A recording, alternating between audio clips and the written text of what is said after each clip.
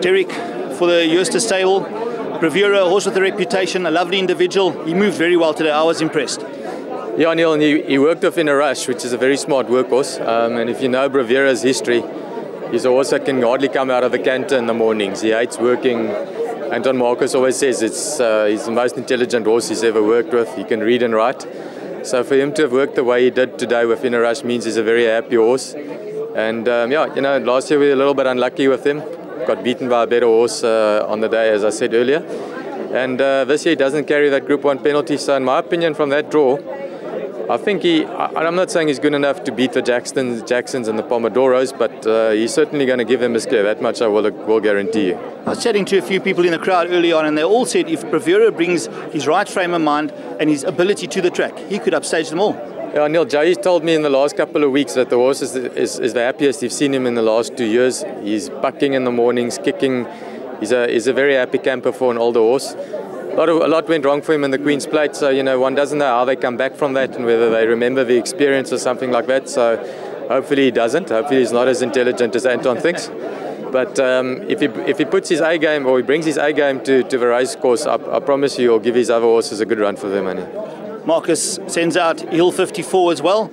It's drawn 14. Are you happy with that or a little bit wide? No, Neil, I'm not happy with that.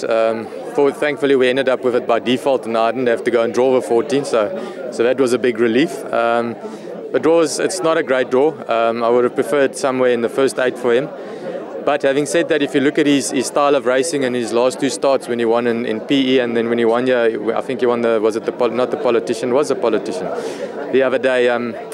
He came from a very wide draw, and he overcame the draw and went to the front and dictated and still managed to kick away from him in the straight. Obviously, it's stronger company this time round than what he met there in both those races, so it will take its toll on him. But you know, we'll discuss it with MJ. I think the game plan would be is just to take our time to get across from that draw. It's a long back straight. You don't have to rush him.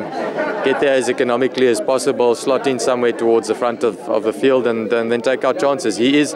What I can say about him is I think, you know, a lot of these horses have raced against one another, and I think he's one of those horses that is completely unexposed in this type of company. He's improved a lot since his gelding, and he moved very well this morning. Vaughan's very happy with him.